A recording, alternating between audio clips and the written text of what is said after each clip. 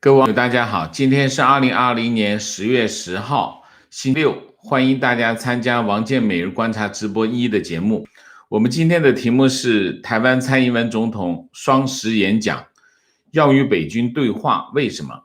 那么今天是中华民国双10节，祝台湾及海内外的网友节日快乐。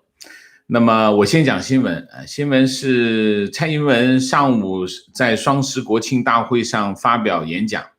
那么这个演讲呢，有很多可圈可点的地方，今天会主要把这个演讲跟大家报告一下我对这个演讲的看法啊。那么先讲新闻蔡英文总统强调，只要北京当局有心化解对立，改善两岸关系，在符合对等尊重的原则下，我们愿意共同促成有意义的对话。这是台湾人民的主张，也是朝野政党的共识啊。蔡英文总统讲这个话很有底气啊，就是这是台湾人民的主张，也是朝野的共识啊。那么近来中国军机这个解放军的军机频频扰台啊，那么甚至飞过台海中线，引起这个台海两岸的这个形势的紧张。蔡英文总统在这个总统府前的广场，他发表的演讲题目叫什么？叫团结台湾，自信前行啊，这是他的演讲题目啊。这个演讲题目很贴题啊。为什么？就是说你们看一下啊，台湾的局势在这2年以来，过去10年嘛，没有像今天这么有利啊，比较有利，现在处于一个比较有利的形势，特别是相对于大陆的情况来说啊。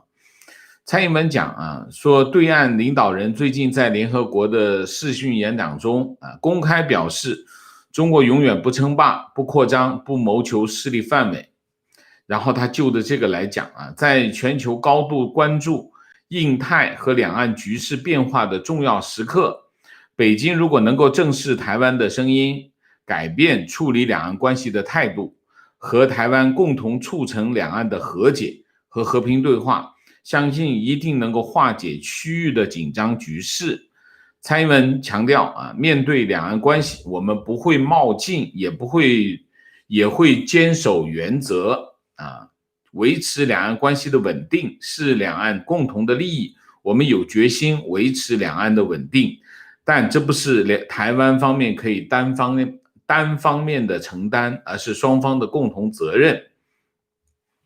然后他就讲了刚才那番话就说如果大陆有诚意的话，那么双方可以在对等的情况下促成这个有意义的对话那么过去20年今年我们看双10节好像气氛是最轻松的一年那么蔡英文总统的演讲也表现出自信心和高姿态，那么这是前所未有的前所未有的那么这个团结台湾自信前行也非常契合台湾目前的情势台湾现在最需要什么？台湾现在最需要凝聚共识，形成一致的政治共识，台湾内外政策才能继续往前走，这很重要所以他上来就说团结台湾自信前行。自信前行其实是针对大陆的自信前行，自信这个字是针对海峡对岸团结台湾是针对台湾内部的那么蔡英文在整个讲话当中其实没有把两岸关系放到最重要的位置而是基本上放在最后的部分第四部分他先讲什么蔡英文的演讲先讲疫情疫情为什么先讲疫情？疫情在这次疫情当中，台湾是优等生所以有底气所以先讲疫情，然后讲经济经济这部分其实过去1年台湾经济很好台湾经济很好的原因是中美贸易战，中美贸易战，我认为，很多人讲中美贸易战，很多供应链跑到台湾去了，跑到越南去，说越南是最大受益者，其实不是，中美贸易战最大的受益者是台湾，但是台湾不仅仅是中美贸易战的受益者，其实它是中美对抗的受益者。那么它不仅仅是某一些供应链跑回台湾，而是在全球供应链的重组当中，台湾获得了一个新的机会啊！这个机会，我们看一下蔡英文是怎么说的啊？那么要全力全方位投入供应链的重组啊！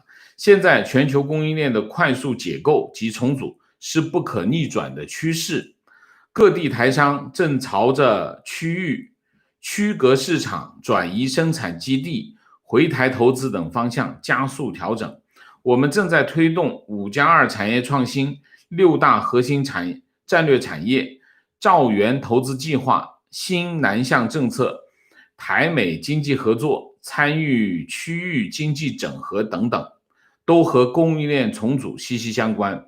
我们会全力全方位投入，让台湾成为全球供应链不可或缺的关键力量。蔡英文这段讲话，不是很显眼，但是很重要。其实现在的台湾处于一个十字路口，它面临2个机会啊，一个机会是政治层面的机会是什么？就是由于中美交恶，那美台关系进入了一个新的阶段啊，美方非常需要跟台方建立一个非常核心新的合作关系，也就是说，台湾在美台关系当中有新的定位，这是一个新的政治上的机会。另外一个机会就是经济方面的机会。由于中美交恶、中美贸易战以及疫情的发生，其实目前全球产业链正在重构当中啊。重构当中，它涉及2个层面的含义。第一个就是意识形态。意识形态是什么意思？意识形态就是由于美国在意识形态的主导下，他把产业链从中国撤出，然后他鼓励他的盟友也把产业链从中国撤出，所以最积极的是谁？是美国跟台湾，美国跟日本。但是其他的西方国家也在陆续在做这个动作。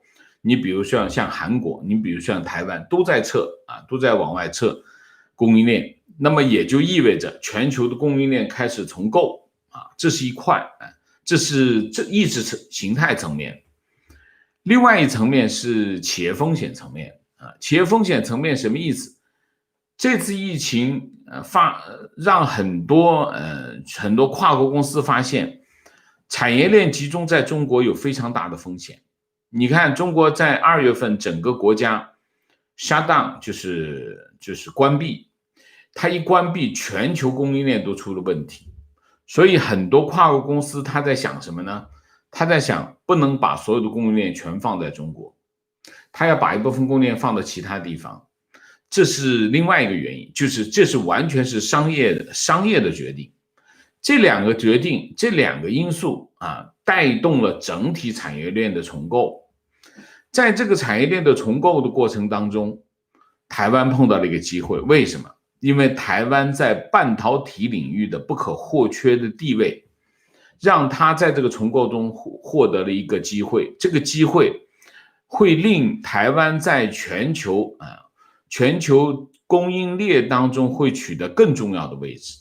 这就是台湾现在面临的2大机遇那么所以呢，蔡英文把最重要的部分先讲疫情，再讲经济，然后再讲什么？再讲国防。讲国防，讲国军这个部分呢是很容易获得很容易形成国家感受国家感受的部分，也容易凝聚共识然后呢，第4部分就讲区域合作。区域合作它的重点讲什么？讲价值观联盟，或者叫价值联盟。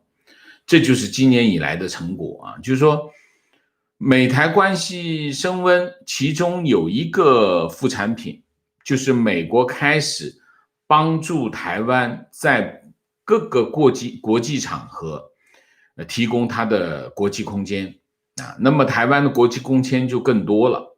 台湾的国际空间一增加，台湾在国际上的能见度就增加了。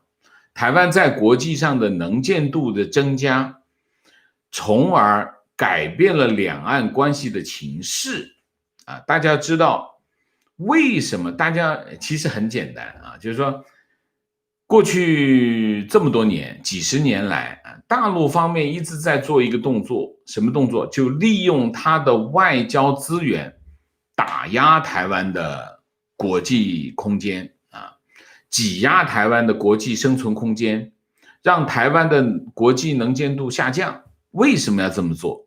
其实不仅仅是面子上好看的问题，不是这个。其实它决定什么？它决定了两岸关系的态势。为什么？你想一下，中共的一个国家的政策，我经常讲，中共的一个国家政策呢，一个国家的这个政策呢，其实是三段论啊。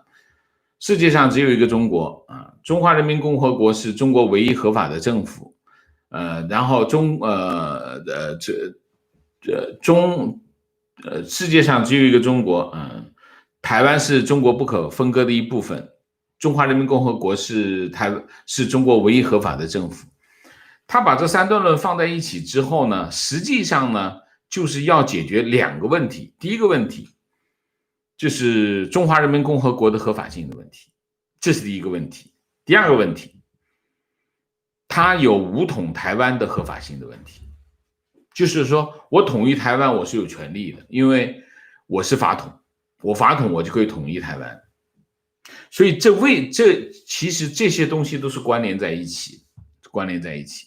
所以大家知道，当美国把台湾重新推向各种国际组织、国际层面的时候，其实中共的一个国家的政策就受到挑战。中共的一个国家的政策受到挑战，其实核心他最担心的并不是后面的两点，他最担心的前面那个，就是中共的政权的合法性的问题。中共的合法性才是他最关心的部分，这也是为什么他要在国际上打压台湾的原因。那你想一下，今年的形势突然一下发生了很大的变化，其中有一个原因，就是因为美国在不断的在助推台湾进入国际市场，进入国际视野啊，进入国际视野，那大陆就会受压，大陆受压，两岸情势就发生了变化。这就是为什么蔡英文的标题叫自信前行。自信前行的原因是因为两岸关系发生了变化，态势发生了变化，我就变得自信了。原来被你矮化，现在我没那么矮了，我至少上来了，就这个意思啊。所以呢，他就第四个部分，蔡英文就讲什么呢？讲区域合作，讲价值联盟啊。然后呢，在这个部分呢，来讲两岸关系，这就有政治意图了啊，政治意图了。为什么？区域合作嘛，我跟对岸是区域合作，不是国内问题啊，不是两岸关系，是区域合作。然后他在这里面就讲几点。第一个，你既然讲永远不称霸、不扩张、不谋求势力范围啊，那这我们就有前提了啊，就是前提就是你不扩张啊，你不谋求势力范围。那好，那你在这个前提之下，我们呢，我们的原则是什么呢？我们的原则是不冒进，坚守原则。这是说给谁听的？说给台湾人民听的，就是我们不会着急啊，你们不用担心，我们不会急统急独，这都不会，我们会以维持现状为前提啊，不冒进，坚守原则。然后第三个就是进行有意义的对话。这个有意义的对话其实是有含义的，就是说我们不做姿态，你不要指望我跟你对话就被你拿来做做宣传工具，那不行，那没有意义啊，那是个没有意义的对话。有意义的对话就是我们怎么样建立互信，怎么样不威胁对方，这个要对话啊。所以为什么蔡英文要在这个时候提出对话这个议题啊？提出这个对话的议题，当然他也不是一个很重要的，他拿起个大喇叭喊也不是的。他说，如果你在这个情况下，我们可以对话。那这个对话的含义是什么？有3个含义啊。第一个，我刚才讲，现在对台湾来说，它面临2个重大的机遇，政治上的机遇和经济上的机遇。然后美台关系在升温，那么台海两岸的局势态势发生了变化，形势对台湾有利啊，形势对台湾有利，那我们就对话吧。为什么？因为对话其实是一个控制局势的工具啊，就是说我们保持沟通其实是控制局势，因为不沟通，大部分的战争都是在没有沟通工具的情况下发生。那么在进行对话，其实就是拿到一个控制局势的工具。那么拿到这个时候要去拿着控制局势的工具，原因是什么？防止对方军事冒险，防止局势失控。因为形势对我有利的话，我就要控制局势啊。破局的那个人通常是形势不利的人，形势有利的人他不要破这个局，那形势对我利，我破他干啥？所以第一个就是防止对方的军事冒险，获得一个控制局势的工具，这第一个。第二个，高姿态。那你看，我愿意对话，对不对？这个高姿态是讲给谁的？做给谁看的？做给台湾内部看啊！台湾内部会有不同的意见，有不同的看法，有不同的进展。那么我提出来，我们要对话。这个讲给内部的人听。有些人讲你不能那么激进啊，我没有激进啊，你看我要跟他对话，就讲内部看，做给谁看？做给国际看，做给美国人看，做给大家看，我们的姿态是很高的。也做给谁看？做给对方看。我没有想着刺激局势，我还是要跟你对话的，这是姿态，姿态是做给大家看的啊，这是第二个。第三个，跟对方对话呢，也是一种降温。你看一下前一阵子这个美台关系升得那么快，升温升得那么快，大陆方面也没有太多的工具，也没有太多的制衡的工具，那只能在海峡飞机嘛，那只能是这样。只有军事手段，其实对大陆来说只剩下军事手段，那怎么办？那我就说个对话提出对话，那么也是个某种程度的降温。那么如果台湾跟大陆对话，也是一种要价，对美国那边也是一种要价。你想一下啊，这就也是一种程度要价。所以呢，他提出来在第4部分区域合作的部分提出来跟大陆的对话，意图就在这里啊。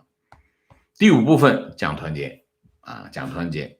那么内外形势在向好啊，那么环境变得有利，这个时候提出来讲团结，那么就容易取得团结的局势，也容易整合台湾内部的政治势力啊。那他只有民进党政府只有取得内部的共识，他才能够推进跟美国的合作。他如果没办法把内部的政治势力整合在一起，他跟美国的合作也没办法走得太远啊。那么你可以看最近国民党自己跑出来提2个议案，一个美台建交，一个请美国协防台湾。国民党之前大家都觉得他是共产党的支部白手套现在他跳出来提出这2个这么激进的议案，是什么意思啊？其实这个意思反映了什么？反映了现在台湾内部的政治氛围。这个政治氛围跟什么有关系？跟美台关系有关系，跟什么有关系？跟民进党现在主导这个政治氛围有关系。这个氛围已经形成了啊，这个氛围有形成，所以呢，国民党才会提这种议案，提这种议案才有价值，否则的话，他是为什么要提这个议案？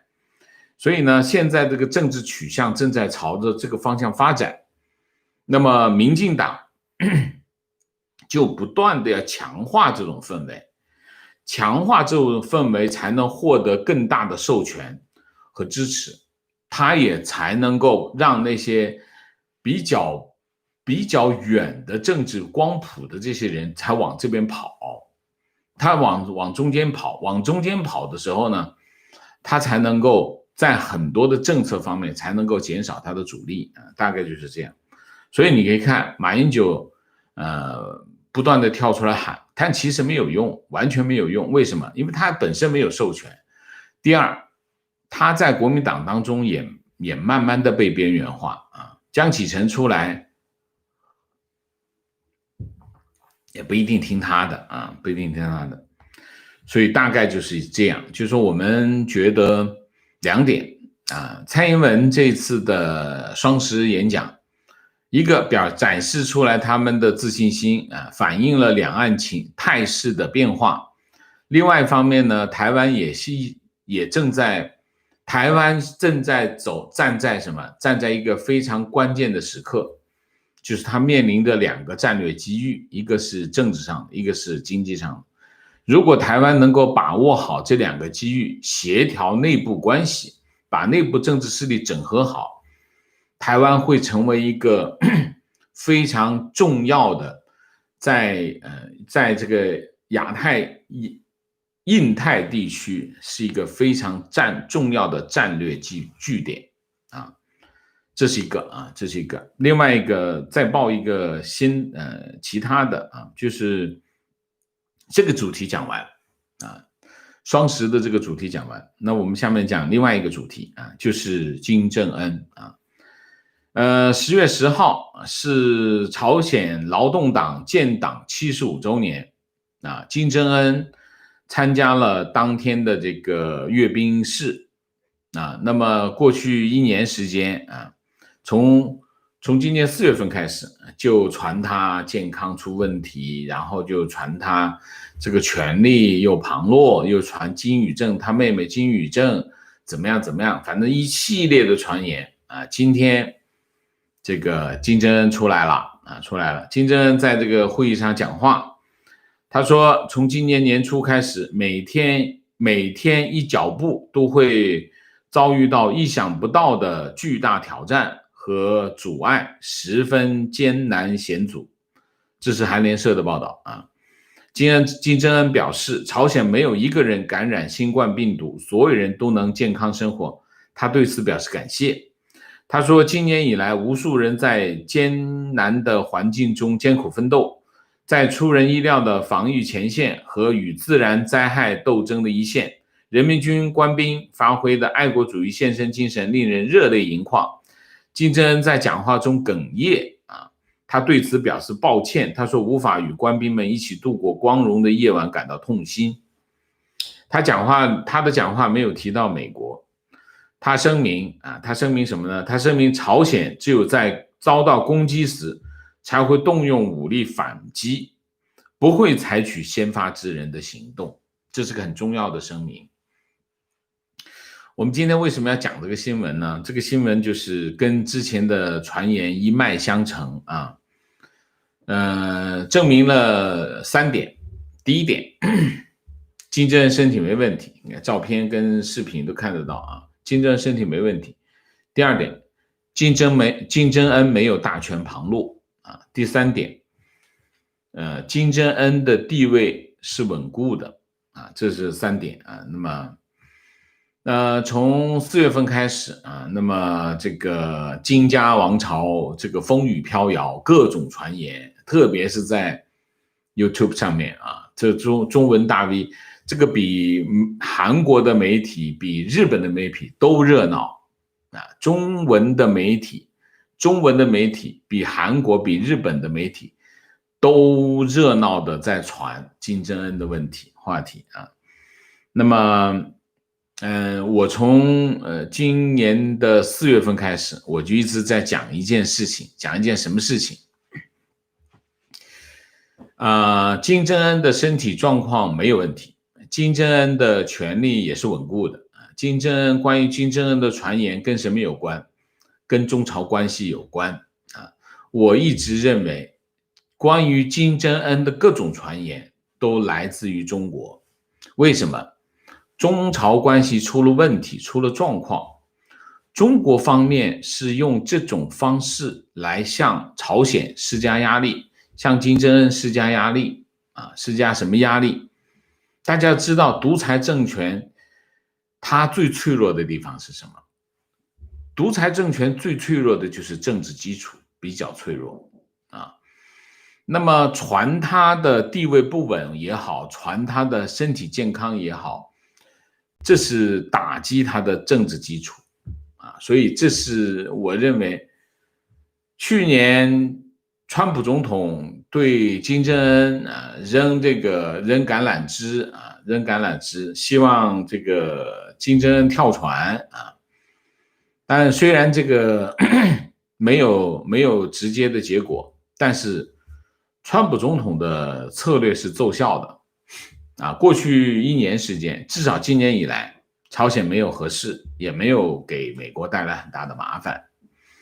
那么我认为这就是为什么今年以来不断的传金正恩身体这个权力的原因那么中朝之间有了裂痕，跟川普总统的策略也是有关系的所以呢，今天这个金正恩又出来把之前的这个传言又破掉我印象中5·1节金正恩又出来过一次也是破除一下传言但不管怎么样，金正恩今年以来非常低调，非常低调的原因是什么？就是中朝关系，中朝关系的原因是他低调的原因那我们今天特别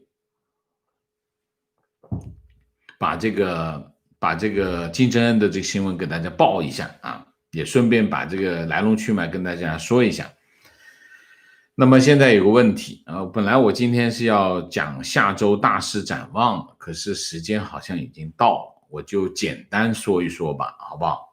挑大的说，下周大事展望，12月12号，参议院就大法官提名进行听证会大法官提名就是川普总统提名这个巴雷特 Barrett 的这个大法官提名听证这是12号。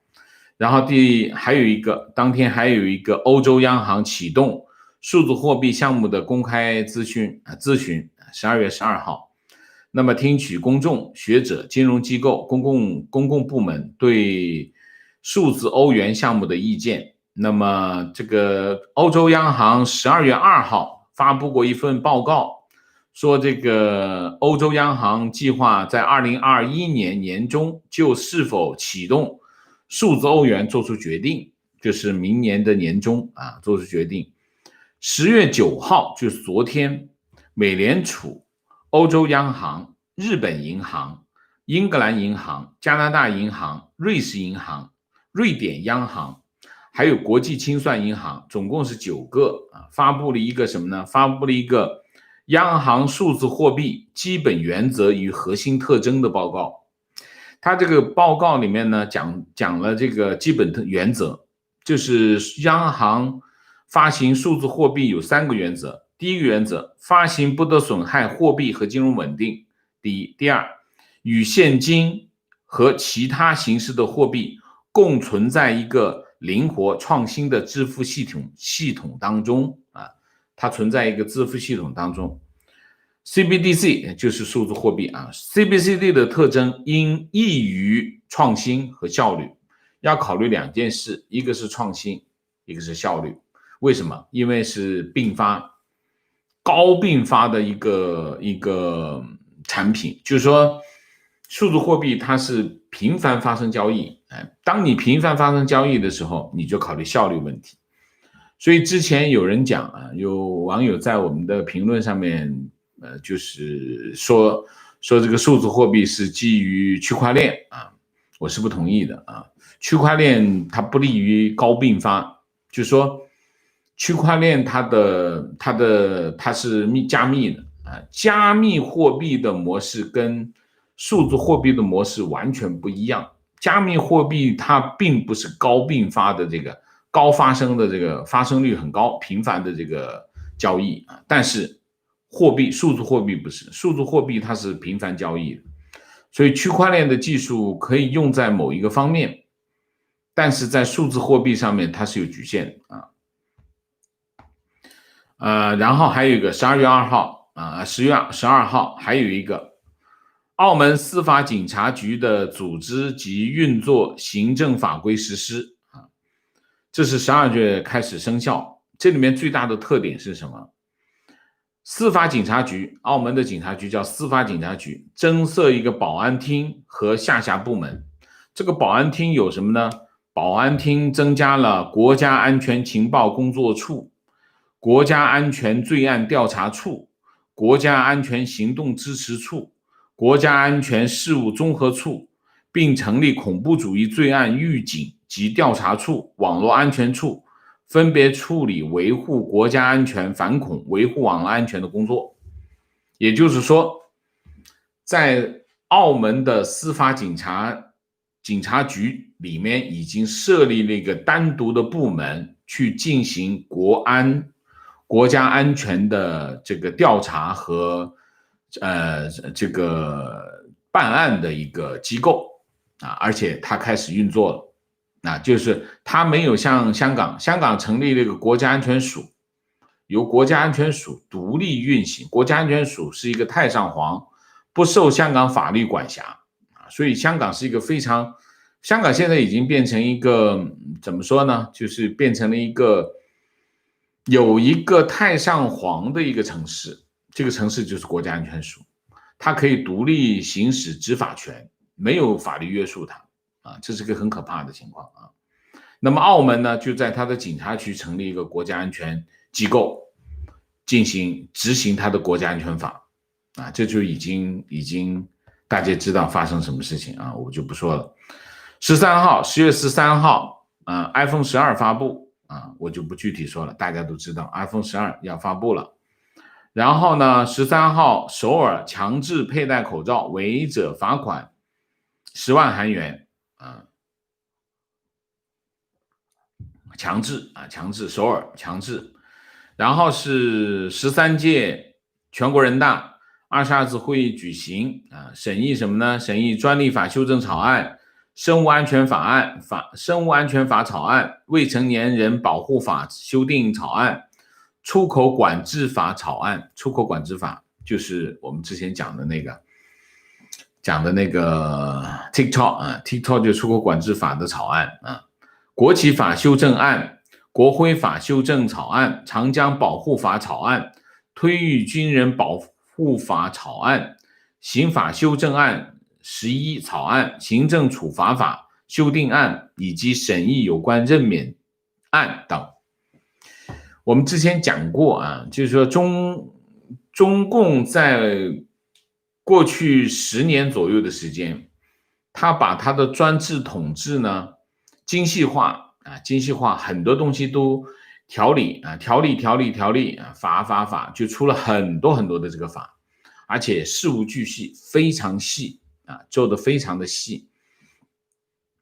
大家知道中共并不遵守他的宪法，但是这并不意味着老百姓也这么干这是对付老百姓10月14号，以色列和黎巴嫩谈判海上边界。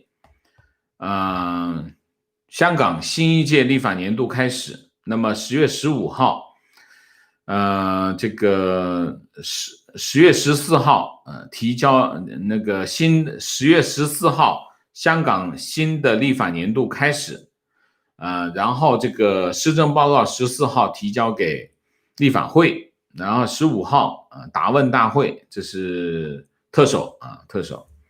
10月15号，黎巴嫩磋商新的总理人选。然后10月15号还有一个问题，就是到底这个10月15号的第2轮辩论举行不举行？反正这个川普总统说是不打算参加了啊，但是现在还不知道，还不好说现在啊。然后就是英国和欧盟自贸协议谈判最后期限10月15号啊。广交会啊，广交会网上举行啊，广交会是10月15号到24号在网上举行啊，网上举行。还有一个就是爱奇艺台湾客户服务全部停摆。10月16号世界粮食日啊，最近粮价在涨啊，最近世界粮价在涨啊，这是一个。还有一个就是澳大利亚对这个新西兰开放边界，俄罗斯计划发行这个格洛纳斯的系统的新一代的卫星啊，大家知道现在有 GPS 啊，有中国的这个，中国的叫什么来着？啊，中国叫。还有一个就是俄罗斯，全世界有4个这个导航系统啊，他们俄罗斯准备发射这个格罗纳斯的这个新一代的卫星啊。韩国不再接受短期停留的外国人申请结婚移民啊。精英艺术节啊，17号新西兰举行大选。17号尼泊尔向国际游客开放登山和徒步。18号全球工业互联网大会开幕，是在哪里呢？在沈阳开啊。大概就这样，我们今天简单的把这个下周的大事跟大家报告一下，好吧？那我们今天的主题就讲到这里，我们下面进入互动。进入互动之前提醒大家一下，我们现在已经全面开放视频的评论，所以呢还有很多网友不知道，我在这提醒大家一下，好吧？好，进入互动之前例行公事，请大家点赞，请新来的网友订阅，请大家加入我们的会员，支持我们做更好的节目。进入互动之后，请大家不要聊天啊，那么4个情况、问题、观点、情绪啊，那么请大家尽量简短啊，好吗？好，我们进入这个互动。看看今天大家有什么高见。明谢 King Nam Yom 谢谢，祝贺中华民国国庆，祝王先生节目越长越人气旺啊，谢谢啊。轰胖谢谢，祝贺中华民国国庆。Jessie 蔡谢谢。Elvis August 谢谢，中华民国10月10日国庆节快乐，谢谢。情况，蔡英文还有一句，不过用台语说的，中国人有些听不懂。蔡总统说有路我们沿路唱歌，没有路我们翻溪越岭。 OK 好吧，啊，那就还是有一种豪迈的情怀啊，豪迈的情怀。说明什么？说明有自信啊，态势不同，心情舒畅啊。情况刚绕一圈回来，黄山的旅客量今年长假只有往年的40%不到。杭州的郊区西城区在长假时根本没有人，烂尾楼在郊区在农村都多的不要的。 OK， 观点，如今的习像王莽以圣贤标榜，民意对他在位的要求也越来越高。习也是如今社会的产物，被自己造神运动洗脑的国人自大的不知进退，已经绑架了习。习不能跟王莽比啊，那差得远。王莽真的，如果从人格来说，王莽是个非常高尚的人啊，所以他当然他做了一个形式的误判啊，但是从一个以中国传统的标准来说，王莽是一个圣贤啊。习不管用哪个标准来评判，习跟圣贤那中间差了好几场灾难吧，你说呢？所以习算不得王莽，跟王莽没有可比性啊。提问，刚才在外网的电报群里看到有人发信息说，国内一直在回复民众的质疑，宣扬外汇储备只是用来捐赠和对外投资的，比如给非洲的那些大傻币，不是可以用来改善民生的医疗、养老、社保、教育等领域。听上去很有道理，但总觉得哪里不对。外储是被迫结汇的，外储不能用，哪些钱可以用来改善民生？谢谢。好，我们来讲一下外汇储备。外汇储备是什么？外汇储备是人民银行发行人民币然后把这个市场上的外汇买进来。人民银行的外汇储备全部都是它在外汇市场把外汇买回来的结余，就叫外汇储备。所以大家在市场上抛掉外汇换人民币来在国内花，所以呢，他当时呢就有一个汇兑承诺。什么汇兑承诺？人民银行意思就告诉大家，那你呢把钱从国外搬到国内来，在国内花钱，但是国内花不了外汇，你只能花人民币。于是呢，你把钱在外汇市场上卖掉，或者换，我们普通老百姓就是跟银行换嘛但其实跟银行换的时候，人民银行有个汇兑承诺，就是当你拿着这张水单，所以那个水单换钱的那个水单不要扔掉那个很有用的。就是有一天你拿这个水单说我想换回外汇，人民银行是说可以的，只要你有这张水单，这就叫汇兑承诺。那么你把钱汇到国内，换成人民币花到某一天，你说我想把钱搬走也行，这就是人民银行的承诺。人民银行用什么去兑现这个承诺呢？那你换人民币的时候呢，你不是钱不就是变成人民币，那么外汇在谁手里？外汇就在人民银行手里，人民银行手上就握着一堆的外汇，理解吗？就是这个原理。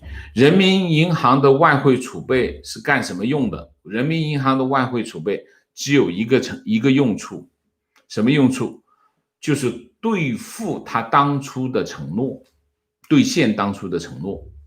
所以他这笔钱是不能花掉的，他必须放在账上，因为随时有人来换钱走，那你随时要把钱换给人家，这就是外汇储备的唯一用处。所以呢，这笔钱呢，它是不能用掉的，那怎么办呢？那你放到国内没有用啊，你放到国内你钱不能用，又不能投资，又不能花，那你怎么办？那你就放到国外吧，因为国外是外汇是有用的。那国外你不能花掉去啊，那怎么办？那就买美国国债，还有利息，还安全。所以外汇储备的储存状态应该是第一，安全，就是我不能变少了，那怎么行？那到时候怎么对付得了？这第一个。第二个，略能有回报，那就很好，又安全又有回报。然后还有要有流动性。什么叫流动性？就是冷不丁的需求多了，我能够赶紧变现跟别人对付，就是流动性要高。流动性不高的话，我这钱我买了房子我卖不掉，别人要换钱我换不给他怎么办？所以三个要求：安全，要有回报，要有流动性。那什么市场能够满足这三个要求？美国国债市场。美国国债就是有这个特征又它市场够大，水够深，我搬走100-200亿，搬走1-2000亿完全没有反应。你要在一个小的市场那怎么行？那不行。所以这就是外汇储备的唯一的用处。怎么改善民生？改善民生用什么？用财政政府的财政资源。政府有大量的资金，这个资金叫什么？叫财政收入。政府有税务局，收很多的税，政府有这个收很多的基金这政府有很多的钱，这些钱叫财政资源。财政资源的唯一的任务是什么？解决民生问题唯一任务。那么包括政府的运作都是解决民生问题的，所以不要跟外汇储备没关系，跟政府的财政跟国库有关系。解决民生问题要指望什么？要指望国库情绪，习近平说，不是谁的拳头大就听谁的，中国会遵从联合国的宗旨，尊重言论自由，尊重宗教自由。怎么样的国家领导人可以当着全世界说谎，脸不红气不喘，我快疯了。作为一个台湾人，真的觉得不可思议啊！中国在22年前签订了人权公约啊，就是联合国的人权公约，签了22年签的人权公约，22年来，中国的人大都没有批准这个公约。所以中国的人权公约到现在在中国没有实施，所以习近平跑到联合国去讲这番话都是屁话。如果你真的要遵守的话，那就把那人权公约通过，然后在全国公布，张榜贴出来，说中国人有这样的政治权利。政治权利是什么？中国人的政治权利是什么？你就贴出来好了，然后你看一下你在侵犯多少中国人的政治权利。观点，我不喜欢台湾人用战争和武统来描述武力威胁，因为战争是中性的名词，无法凸显台湾被逼迫的情境。武统是中共的视角，隐含中国国内事务。台湾人应该用侵略替代这两个名词，才能凸显事实。侵略也太侵略不具有动态性。侵略不有动态性，我们再想想情况。今天网易新闻最有特点的跟帖全部关闭，又一个宣泄口被堵上了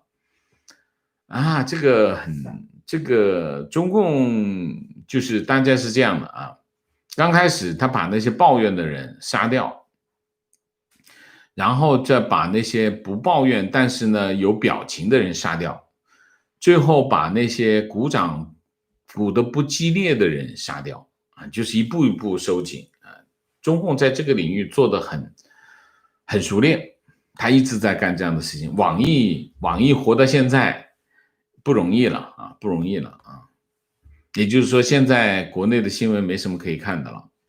网易的那个跟帖是很有意思的很能反映中国的这个网民的情绪提问：今天央行决定将外汇风险准备金将 20% 降到为0，请问这个做的目的是什么？对人民币汇率有什么影响？最近人民币涨得很快6.7奔 6.6节后涨了1000个点。当然其中核心的原因是因为过节期间美元跌，美元在暴跌那么央行把这个外汇准备金率 20% 调到0，什么意思？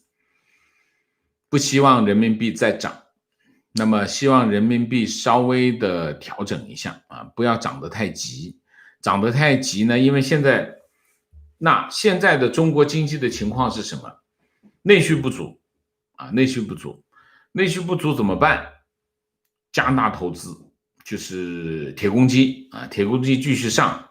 年初发了几万亿的这个叫地方债那么这地方债开始投的话就稳住了经济没有继续往下掉，因为投资下去基本上把经济稳住了，这是一块所以大家可以感觉到的情况就是现在好像经济情况没那么差了因为年初的这笔钱，现在你看现在已经到10月份了，这个钱已经下去了已经见到实际了这是一块。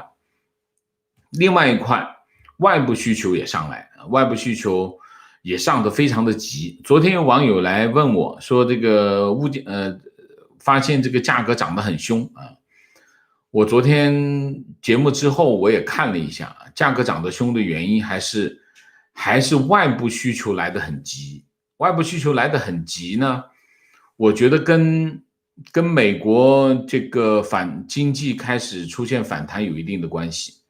美国的需求上得很快，大家看中国经济现在的情况就是这一头投资拖住了底，然后外部的需求一下子来得很急物价涨得有点快。物价大家知道是什么？物价就是指挥棒当物价一上涨的时候呢，这个工厂就加大生产，中间这个环节一加大生产，后面的它的上游全部都在加大生产，所以呢，经济开始恢复啊，经济在迅速恢复。迅速恢复其实最核心的需求来自于外部，所以如果这个时候人民币涨得太急的话，那它会打击出口。所以人民银行怎么办？人民银行又不想把姿态做得太强硬，因为人民币有贬值的压力啊，那么短期的汇率的上升的风险，他就用这种方式来消解。他不想做一个太强硬的姿态，太强硬的姿态，啪一下人民币汇率打下去，他也承受不了。所以呢，他就用这种方式，这是个微调的工具啊，微调工具就把这个微调调一下，让这个人民币的涨势不要那么急啊，不要那么急。对人民币来说，对人民银行来说，人民币汇率稍微涨一下，人民银行是很高兴的，因为它可以对冲贬值压力。虽然你看，虽然从去年年底到现在，人民币汇率是缓慢的上升的啊，缓慢上升的。那么这跟两个因素有关。第一个因素就是我们之前有个节目专门讲人民银行的汇率操控系统啊，汇率操控系统，这个操控系统是遏制中国经济内部对外汇的需求，它通过遏制外汇需求来控制人民币贬值压力啊。那么当然这个力度很大。中国的有个特点，中国的政策叫齐抓共管，就是说九龙治水。当一出现状况的时候，中间那个指挥棒一动，那九条龙就开始治水，就开始喷水。所以它经常出现的情况就是用力过猛。中国的所有的政策的问题不是政策有没有效的问题，都是用力过猛，因为它的政策的模式就是齐抓共管。领导一发话，各个部门都制定相应的政策，就用力一搞大了。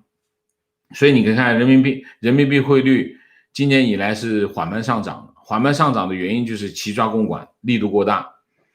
那么突然一下需求上来，人民币汇率就急涨。人民币汇率一急涨，对它出口是有问题的，所以人民银行就采取这个措施。整个背景就是这样啊。情况，王老师，我姐姐周三去中行兑美元，拿着当初给的水单可以去兑，但中行不给兑，说要向上一级银行申请才行。我姐真的很郁闷，不知道该怎么办。等啊，申请啊，他最后会给你的，因为这是有承诺的。那张水单它是不能够抵赖的，它最终会给你。它只不过呢，现在人民银行的策略是什么？人民银行的策略就是你来换1000块钱。我呢，第一，我把时间拖慢一点啊，就是不但马上给你啊，就是说所以大家要记住，你要用外汇，你要提前。你比如说我明天要用，我就提前上个星期我就开始去换啊，不能够临急临忙不行的啊。第一个，他把这个周期拉长啊，然后不一次性全给你。你比如说你要1000块钱换1000块钱，我给你200，再给你200。就慢慢的给你，就是把这个市场的需求减少计期的需求，这就是人民银行的汇率操控系统，就是这个啊，讲的就是这个。请问王老师如何看待人民币汇率走势？以人民银行的意愿来说，人民币缓慢以现有的水平稳住为最好。然后缓慢的涨一点也可以接受，急涨不行啊，急跌也不行，大概是这个方向。那么人民币现在的汇率走势已经脱离了它的基本面啊，它基本跟这个整个经济形势没有关系，跟这个中国的这个国际收支也没有关系，跟人民银行的意愿有关系，所以我们没办法分析，我们只能看着这个走势来讲什么？讲人民银行的意图啊，我们只能讲人民银行的意图，好吗？提问，王老师，今天看到芝加哥大学 Aaron Flynn 的论文说关税带来的危害、涨价等等，但我想牺牲这点利益打击中共也是值得的。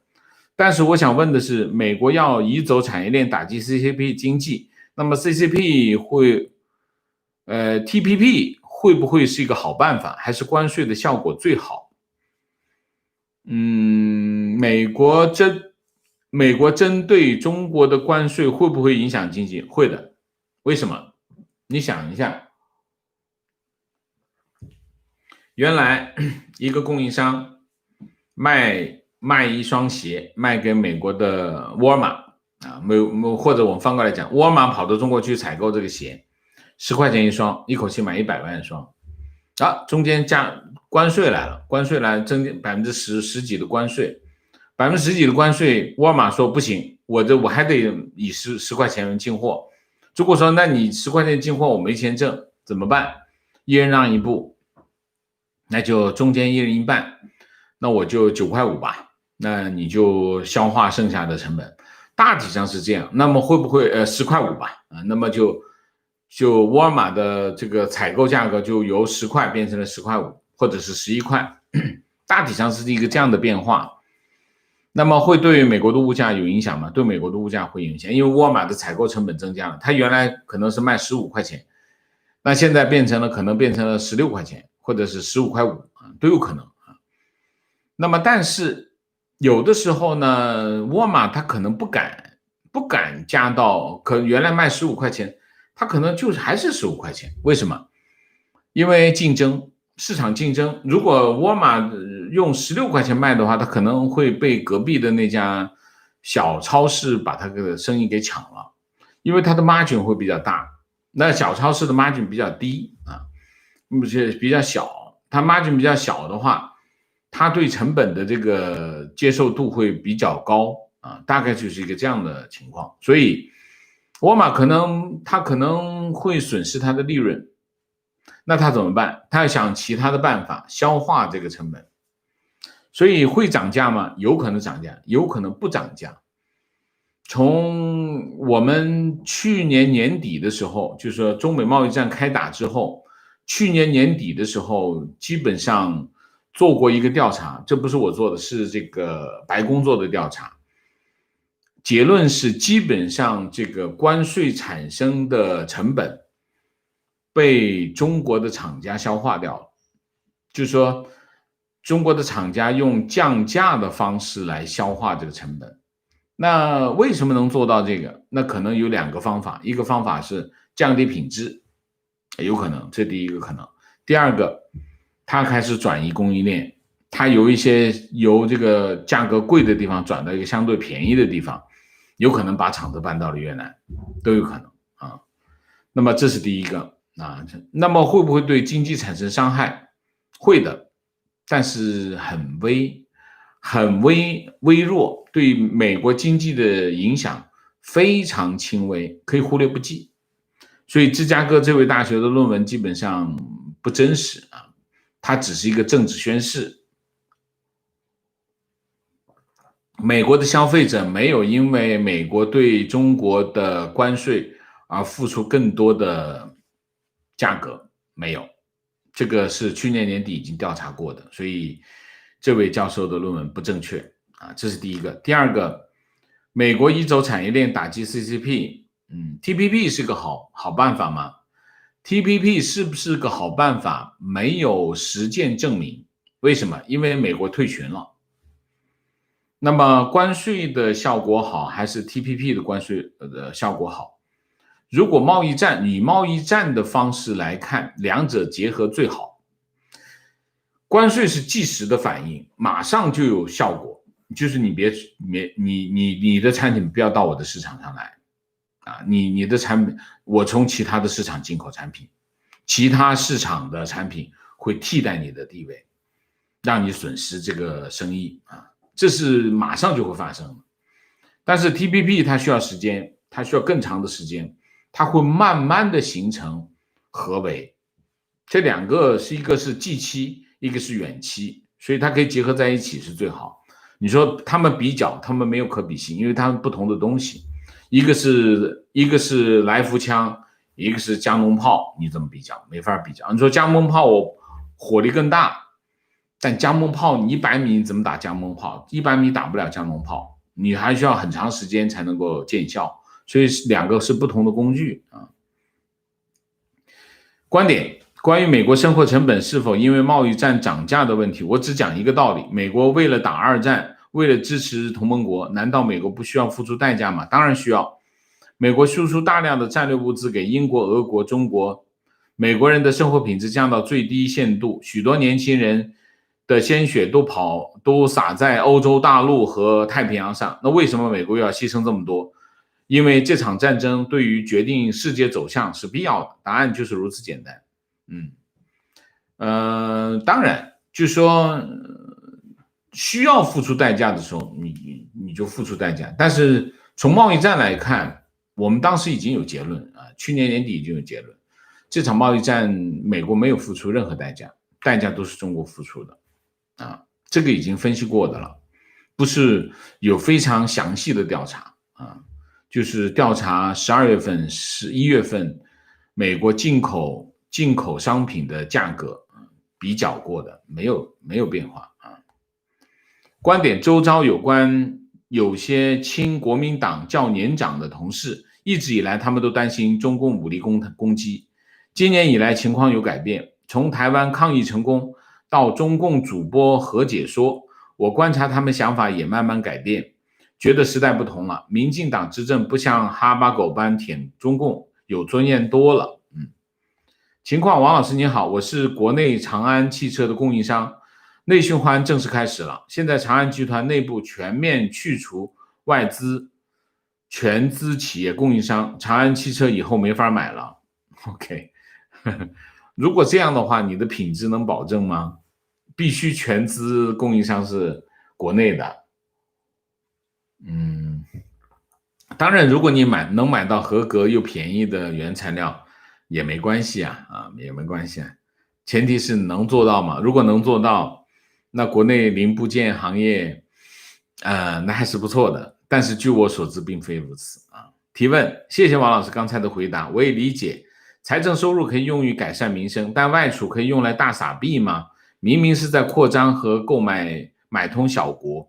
财政的钱是不够用于改善民生吗？还是如何反驳，或者说平衡对外大撒币和人民和民生没得改善的矛盾？是这样的，外汇储备的钱不是拿来用作大撒币的啊，大撒币不行，为什么？因为你想一下，中国有3万1千亿的外汇储备啊，这个账大家都知道，但是中国有2万亿的外债。中国有2万亿的外债啊，2万亿的外债你减，你剩下1万亿了。好，你剩下1万亿，你必须放到那儿，因为你要兑换的、兑付的嘛。好，剩下1万亿，1万亿还有一个什么呢？中国以往吸收外资大概有个1万亿左右，基本上你就填满了，你就不能动的了，因为那些外资他撤走的话，你还是要把钱兑付给他的，这是一头，这基本上已经填满了。人民银行还有一个责任，什么银行？就外汇储备通常要准备多少呢？外汇储备至少要有2到3个月的进口额。你一个国家有出口也有进口，对吗？那你外汇储备你大概要应付2到3个月的进口，大概一个月中国进口是1200亿美元。2到3个亿的话，你大概是要2500亿到3600亿之间。我们说个大数，就说3000亿。3000亿，你要准备3000亿的外汇储备在那里，因为你可能3个月要进口，你万一哪天你没有出口的话，你每个月还是要进口的，所以你要准备3000亿，这有3000亿的。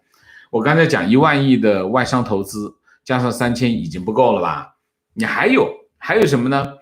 你还有一些国际交往兑付，各种兑付，你比如说航空公司非贸易外汇，你比如说像中国的手机，每年买手机的那些版权，就是各种版权，这叫非贸易的这个实物贸易知识产权，比如说手机要付给谷歌的这些平台费等等，这些你都得花钱的，这些钱你也得准备好。所以你大概这个账算下来是什么情况？你的外汇储备大概少了5000亿美元，就是原来还是将够，现在已经少了5000亿美元，所以这块钱是动不得的，外汇储备是动不得的，这是一头。另外一头，好，你要跑到非洲去送钱怎么送呢？这个钱得从哪里出？不能从外汇储备出，外汇储备出不了那笔钱，只能从财政部那边出。财政部拿的人民币跟外汇交易中心换成外汇拿到外面去撒钱，只能是这样撒。至于财政能不能覆盖民生，中国有那么多的财政收入，那当绝对覆盖民生是绰绰有余，只是屁民没有办法拿到而已。这个钱是有，就是不给你花啊。好，明谢Jack Hung 谢谢 John Snow 谢谢 Leonardo 谢谢邓丹谢谢 Authentic Ma 谢谢中华民国生日快乐，王老师辛苦，愿你的节目越办越好。江谢谢提示一下，今天晚上有会员专享直播，欢迎大家加入会员，支持我们做更好的节目，做更好的自己。也希望大家能够把我们的视频分享给大家，分享给你的亲友。新来的网友呢，请尽量的订阅我们的视频可以继续得到我们的通知，好吗？好，我们今天的节目就到这里，感谢大家的参与，我们下个节目再见。再见之前，请大家点赞，谢谢。